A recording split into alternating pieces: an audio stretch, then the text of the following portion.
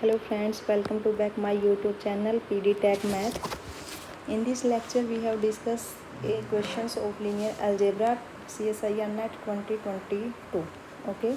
पिछले लेक्चर में हमने CSIR NET 2023 लीनियर अलजेब्रा के क्वेश्चंस कंप्लीट कर लिए हैं। तो आपको जो लिंक है वो डिस्क्रिप्शन में मिल जाएगा, वहाँ से जाके आप देख लेना। अब हम जो नेक्स्ट जो करने वाले हैं फेब 2022 में जो एग्ज़ाम हुआ था CSIR नेट का, उसमें लीनियर अलजेब्रा कितने मार्क्स का आया था। जो लीनियर अलजेब्रा है वो कितने मार्क्स का आया था।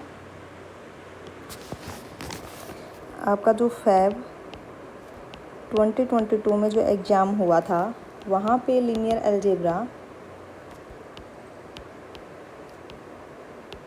अलजेब्रा आपका आया था टोटल 51.25 मार्क्स का। ठीक है। इसमें जो टोटल क्वेश्चन आपके आए थे 13 क्वेश्चन आपके आए थे। ठीक है, जिसमें से 6 आपके थे पार्ट बी के एंड 7 क्वेश्चन आपके थे पार्ट सी के। ठीक है, टोटल क्वेश्चन आपके पास 13 आए थे लीनियर अलजेब्रा के। जो ओवरऑल जो एवरेज यहाँ पे बनी थी 51.25 मार्क्स का यहाँ पे लीनियर अलजेब्रा आया था। तो इस लेक्चर में हम पार्ट बी के कुछ क्वेश्चंस करेंगे लीनियर अलजेब्रा के। जो फर्स्ट ही क्वेश्चन है क्या है, फर्स्ट क्वेश्चन आपके पास है let this two statements are given below. यहाँ पे हमें दो स्टेटमेंट्स गिवन है, उसमें से हमें बताना है कि फर्स्ट स्टेटमेंट ट्रू है या फिर फॉल्स, सेकंड स्टेटमेंट ट्रू है या फॉल्स। तो जो फर्स्ट स्टेटमेंट है वो क्या है, there exist a matrix N belongs to M4R such that this set is a basis of row n and 1 to 1 4 belongs to null n। ठीक है, तो यहाँ पे देखिए हमें एक मैट्रिक्स गिवन है।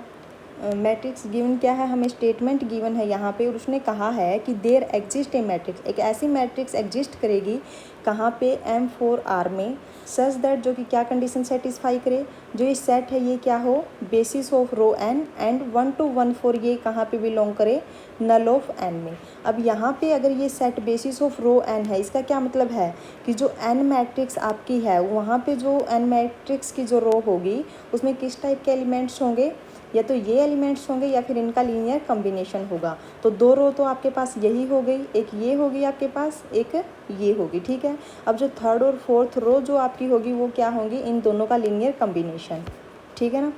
अब हाँ, एक और बात कि जब हम किसी भी मैट्रिक्स की एग्जिस्टेंस की बात करते हैं तो हम उसको लीनियर ट्रांसफॉर्मेशन से भी कनेक्ट कर सकते हैं, लेकिन जो डोमेन और कोडोमेन होगी उसकी जो डायमेंशन है वो क्या होनी चाहिए, फाइनाइट। ठीक है, जो डायमेंशन ऑफ डोमेन होगी वो क्या होनी चाहिए, finite, and dimension of codomain जो हो उसकी भी डायमेंशन क्या होगी, फाइनाइट।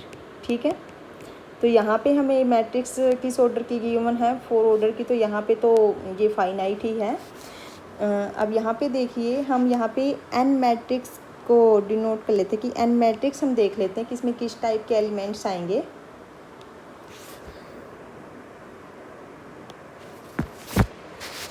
यहाँ पे देखिए हमें जो बेसिस गिवन है वो क्या है, 1 1 1 -1 एंड 1 -1 1 1, ये हमें बेसिस गिवन है, बेसिस ऑफ रो n।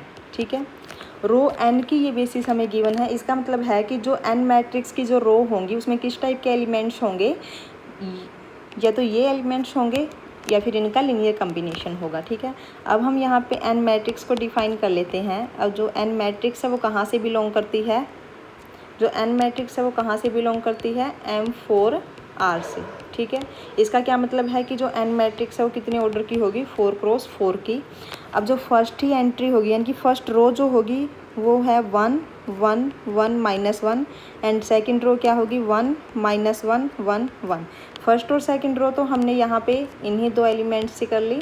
अब जो थर्ड और फोर्थ रो होगी वो हम क्या कर लेते हैं, linear combination of first and second row. Let α1 R1 plus α2 R2, ये अपनी क्या हो गई, third row, and β1 R1 plus β2 R2, ये आपके पास हो गई फोर्थ रो। ठीक है, उसके बाद इसने क्या कहा है क्वेश्चन में, हमने एन मैट्रिक्स यहाँ पे डिफाइन कर ली, ठीक है। उसके बाद क्वेश्चन में क्या कहा है इसने स्टेटमेंट में कि 1 2 1 4 बिलोंग्स टू नल एन। अब उसके बाद जो सेकंड कंडीशन इसकी क्या है, सेकंड कंडीशन इसकी है कि 1 2 1 4 बिलोंग्स टू नल एन, ठीक है। ये इसकी कंडीशन है। अब ये कब सेटिस्फाई होगी कि जब मैं यहाँ पे जो एन मैट्रिक्स है उसकी मैं यहाँ पे मल्टीप्लाई करूँ किससे, 1 2 1 4 से, तो क्या आना चाहिए 0 0 0 0। तो तब हम क्या बोलेंगे, then 1 2 1 4 belongs to null N, ठीक है। अगर ये कंडीशन यहाँ पे सेटिस्फाई होगी तभी हम ये क्या बोलेंगे कि ये जो एलिमेंट है यहाँ पे ये नल एन में कंटेन करेगा, ठीक है। तो हम देख लेते हैं कि जो एन आपके पास मैट्रिक्स है, जब हम इसकी मल्टीप्लाई करें यहाँ पे, एन आपकी मैट्रिक्स क्या है 1 1 1 -1 1 -1 1 1 alpha 1 R1 plus alpha 2 R2 beta 1 R1 plus beta 2 R2। जब मैं इसकी मल्टीप्लाई करूँ यहाँ पे 1 2 1 4 से, तो क्या आएगा आपके पास, फर्स्ट रो की फर्स्ट कॉलम के साथ मल्टीप्लाई करो तो 1 इंटू 1, और यहाँ से क्या आएगा 1 इंटू 2 प्लस 2 1 इंटू 1, और यहाँ पे -1 इंटू 4 -4, ठीक है। अब नेक्स्ट आपके पास क्या आएगी, ये क्या आएगा यहाँ से 4 - 4 इंटू 0, ठीक है। अब यहाँ पे देखो 1 इंटू 1 1 -1 इंटू 2 -2 1 इंटू 1 +1, और यहाँ से 1 इंटू 4 +4। तो ये क्या आएगा आपके पास 1 - 2 -1 +1 0, और यहाँ से क्या आ गया 4, not equal to 0। This implies not equal to, एक ही एलिमेंट काफ़ी है नॉट इक्वल टू 0 के लिए कि ये किसके इक्वल है, 0 के इक्वल नहीं है। This implies 1 2 1 4 does not belongs to null of N, ठीक है। इसका क्या मतलब है 1 2 1 4 does not belongs to null N. तो यहाँ से अपनी जो फर्स्ट स्टेटमेंट थी वो क्या है, false. This implies first statement is false, ठीक है। अब हम सेकंड स्टेटमेंट देख लेते हैं कि क्या है। यहाँ से देखो सेकंड स्टेटमेंट आपके पास क्या है, फर्स्ट स्टेटमेंट फॉल्स हो गई, ठीक है, इनकरेक्ट, ओके। जो आपकी फर्स्ट स्टेटमेंट है वो क्या है, इनकरेक्ट। अब सेकंड स्टेटमेंट हम देख लेते हैं। सेकंड में इसने क्या कहा, there exist, sorry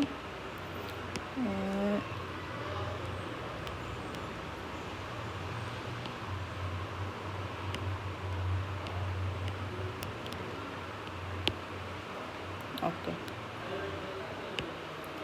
second statement में क्या कहा, there exist a matrix M belongs to M4R such that this set is a basis of column space of M।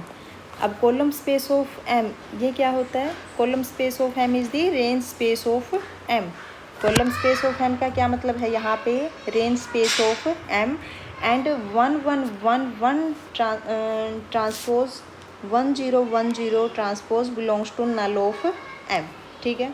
यहाँ पे इसने कहा कि there exist a matrix M belongs to M4R such that, यहाँ पे जो ये इसने सेट दिया है ये क्या कहा इसने कि बेसिस है कॉलम स्पेस ऑफ M की, ठीक है।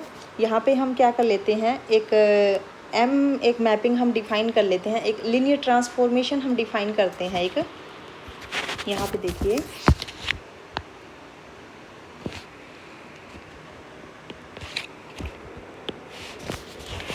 सबसे पहले तो जो कॉलम स्पेस ऑफ M है वो क्या है, रेंज स्पेस ऑफ M, ठीक है। उसके बाद इसने कहा कि जो एक M है, ठीक है, एक M मैट्रिक्स है, उसमें उसको हम डिफाइन करते हैं C1 C2 C3 C4, ठीक है। Let define a mapping let define one mapping, एक लीनियर मैपिंग हम डिफाइन करेंगे, लीनियर ट्रांसफॉर्मेशन हम डिफाइन करेंगे यहाँ पे किस टाइप की कि m 1 0 0 0, ये मैं एक स्टैंडर्ड बेसिस यहाँ पे लेके चल रही हूँ, यहाँ पे 1 0 0 0 कि ये किसके इक्वल है, बेसिस क्या गिवन है हमें, बेसिस क्या गिवन है हमें, कॉलम स्पेस ऑफ m की बेसिस हमें क्या गिवन है,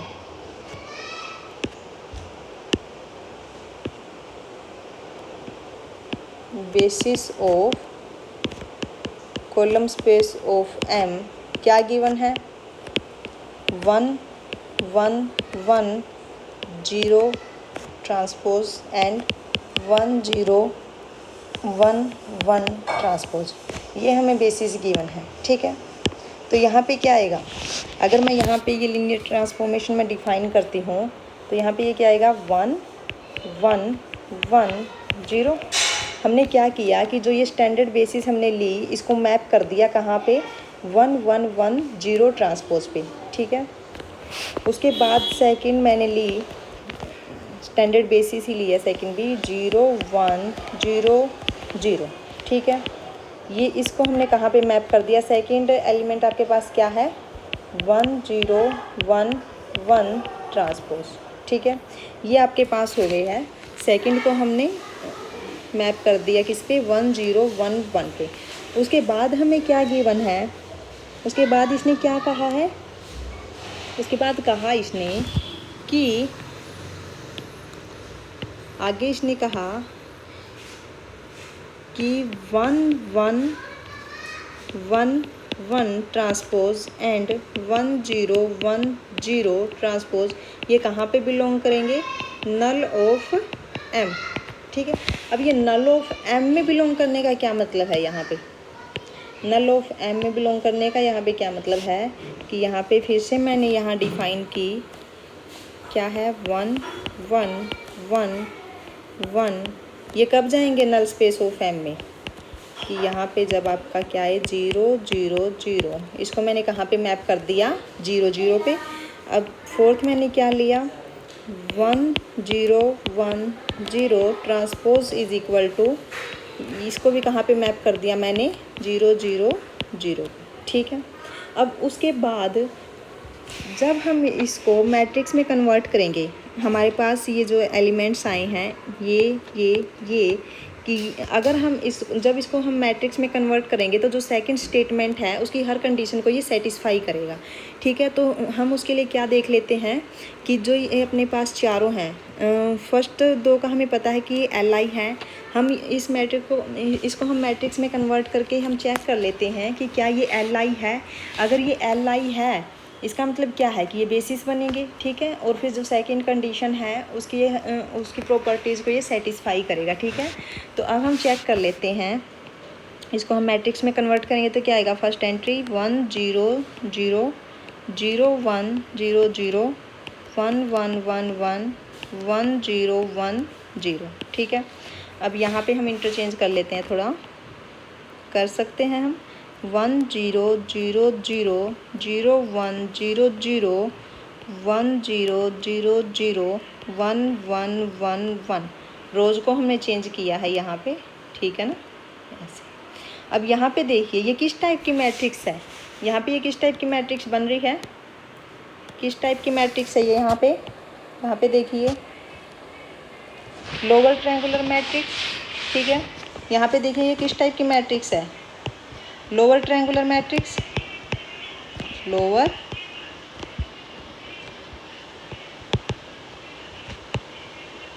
ट्रायंगुलर मैट्रिक्स। ठीक है, तो ये किस टाइप की मैट्रिक्स है, लोअर ट्रायंगुलर मैट्रिक्स। हमें क्या चेक करना है कि ये li है या नहीं, हमें ये चेक करना था ना कि ये li है या नहीं, तो हमें क्या चेक करना पड़ेगा यहाँ पे डिटर्मिनेंट। ठीक है, तो डिटर्मिनेंट कैसे फाइंड आउट करते हैं हम, हमारे पास एक रिजल्ट होता है हमारे पास कि अगर हमें लोअर ट्रायंगुलर मैट्रिक्स गिवन है तो उसका जो डिटर्मिनेंट होगा वो क्या होगा, जो डिटर्मिनेंट है वो क्या होगा,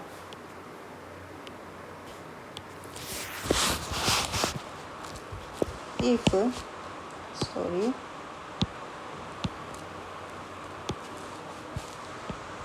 if we have given that a lower triangular matrix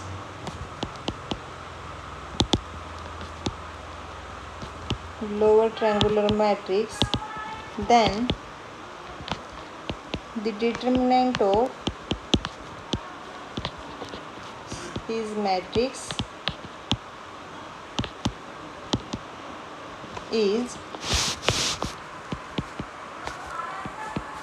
product of diagonal elements.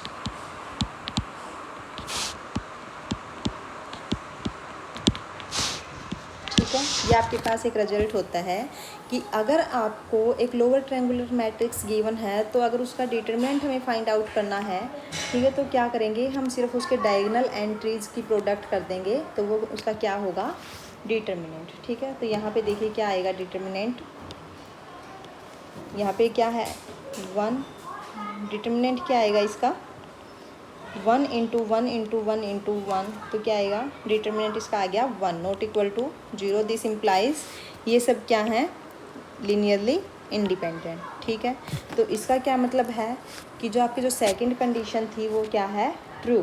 ठीक है, सेकंड कंडीशन आपकी जो है वो क्या है, ट्रू। सेकंड कंडीशन अब देखिए क्या है, there exist a matrix M, अपने पास एम एक ऐसी मैट्रिक्स एग्जिस्ट कर गई, हमने जो मैट्रिक्स बनाई है एम, ठीक है, सच दैट उसमें क्या है कि ये जो सेट है इसमें जितने भी एलिमेंट्स हैं ये क्या है, बेसिस है कॉलम एम की। ठीक है, और ये जो एलिमेंट्स यहाँ पे गिवन है ये कहाँ पे बिलोंग करते हैं, नल ऑफ एम में, क्योंकि अपने पास एक एम ऐसी मैट्रिक्स एग्जिस्ट करती है जो कि ये दोनों कंडीशंस को सेटिस्फाई करेगी। This implies second condition is true. तो अब देखिए ऑप्शंस में क्या क्या गिवन था, statement 1 is true and statement 2 is false which is incorrect, both statement 1 and statement 2 are false which is also incorrect, and the third is both statement 1 and statement second are true which is also incorrect, and the fourth statement क्या है, statement 1 is true and statement 2 is false, sorry by mistake इधर क्या आएगा, इधर आपके पास आएगा, यहाँ पे क्या आएगा, statement 2 is true and statement 1 is false. Okay, तो यहाँ से अपने पास ये ऑप्शन क्या होगा, correct, statement second is true and statement first is false, यानी कि फोर्थ ऑप्शन इसका क्या होगा, करेक्ट होगा। ओके, अब नेक्स्ट क्वेश्चन हम देख लेते हैं कि नेक्स्ट क्वेश्चन क्या है। नेक्स्ट क्वेश्चन अपना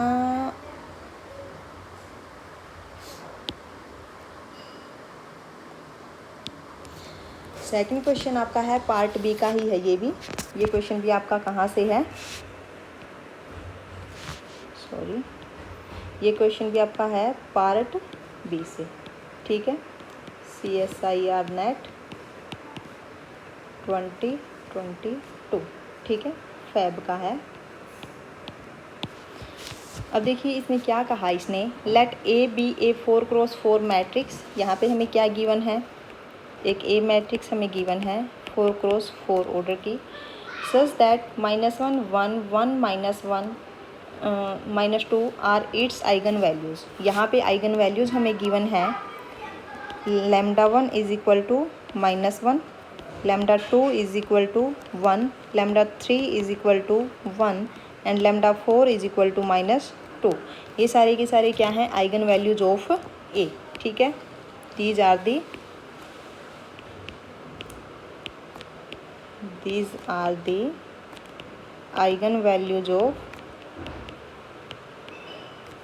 eigen values of a.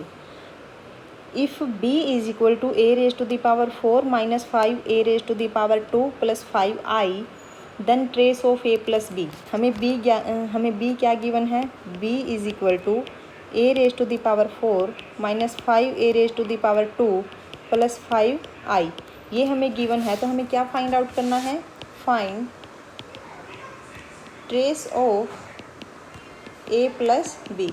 अब हमें पता है कि जो ट्रेस ऑफ गिवन मैट्रिक्स है, ट्रेस ऑफ ए क्या होता है, trace of A sum of all eigen values. ठीक है, तो trace of A plus B क्या होगा, trace of A plus B क्या होगा, sum of eigen values of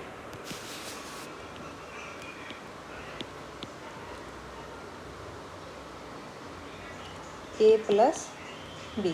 ठीक है, sum of all eigen values of A plus B. तो आइगन वैल्यूज हम कहाँ से फाइंड आउट करेंगे, जो हमें गिवन मैट्रिक्स है बी, वहाँ से देख लेते हैं। अब बी आपके पास किस टाइप की मैट्रिक्स गिवन है, A raise to the power 4 minus 5 A raise to the power 2 plus 5 I.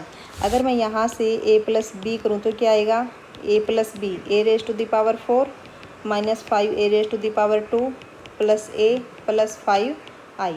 अब ये क्या है, पोलिनोमियल ऑफ ए। ठीक है, polynomial of A.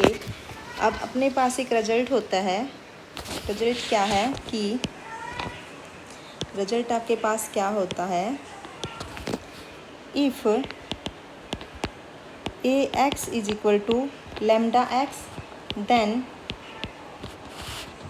For any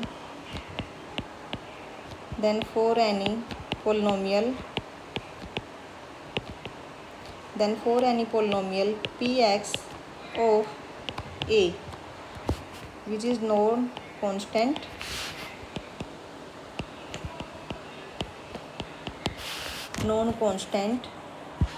such that p of ax is equal to p of lambda x। ठीक है, ये एक रिजल्ट आपके पास होता है। यहाँ से देखिए कि if A X is equal to lambda X then for any polynomial P X of A which is non constant such that P of A of X is equal to P of lambda of X. ठीक है, ये आपके पास एक result होता है। अब यहाँ पे देखिए, ये आपके पास क्या है, एक पोलिनोमियल है। ठीक है, तो यहाँ से जब हम अब आइगन वैल्यूज़ यहाँ निकालेंगे तो क्या आएगा, आइगन वैल्यूज़ यहाँ से जब हम निकालेंगे तो क्या आएगा, ये क्या है, एक पोलिनोमियल ऑफ ए है। तो यहाँ पे जो इसकी आइगन वैल्यूज़ होंगी वो क्या होंगी, पी ऑफ लैम्डा, है ना। तो यहाँ पे जो आइगन वैल्यूज जो होंगी वो क्या होंगी, पी ऑफ लैम्डा एक्स। अब जो लैम्डा है वो किसकी आइगन वैल्यू है, ए की। अब ए की आइगन वैल्यूज क्या है आपके पास, -1 1 1 -2, यानी कि पी ऑफ, अब यहाँ से देखिए कि P of A plus B यानी कि P of A X is equal to P of lambda X. अब लैम्डा आपके पास क्या है, -1 1 1 -2। तो अब हमें किसकी आइगन वैल्यूज़ फाइंड आउट करनी है, यहाँ पे ये ए प्लस बी की। ठीक है, ए प्लस बी आपके पास ये गिवन है, ए प्लस बी क्या है, पोलिनोमियल ऑफ ए। ठीक है, ए प्लस बी क्या है, पोलिनोमियल ऑफ ए, और ए की आइगन वैल्यूज हमें पता है, तो इधर से हम निकाल सकते हैं कि क्या आएंगी। यहाँ पे देखिए कि क्या आएगी,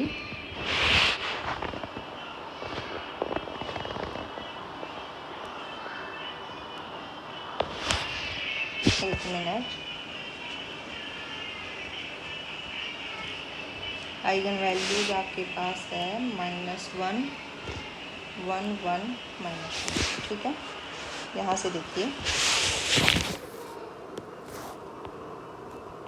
ए प्लस बी आपके पास है A raise to the power 4 -5 A raise to the power 2 plus A plus 5 I. ठीक है, which is polynomial of A. ठीक है, अब आइगन वैल्यूज आपके पास क्या हैं, लैम्डा 1 है आपके पास -1, लैम्डा 2 है 1, lambda 3 is equal to 1, lambda 4 is equal to -2। ठीक है, तो यहाँ से जब आप आइगन वैल्यूज अब फाइंड आउट करोगे ए प्लस बी की, तो यहाँ से क्या आएगा, lambda of A plus B, eigen values of A plus B तो क्या आएंगी, जब हम -1 के कोरस्पॉन्डिंग यहाँ निकालेंगे, -1 raise to the power 4 -5 A raise to sorry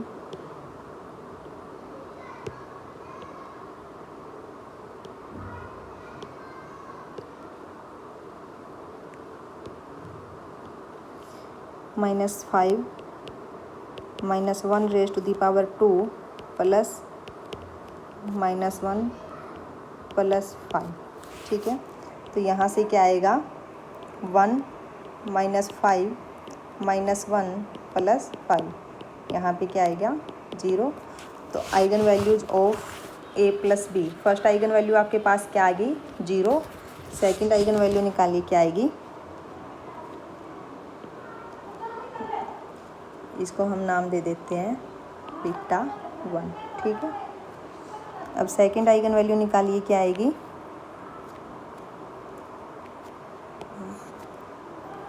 one raise to the power 4 minus 5 1 raise to the power 4 plus 1 plus 5, क्या आएगा 1 माइनस 5 प्लस 1। तो यहाँ से क्या निकल के आएगा,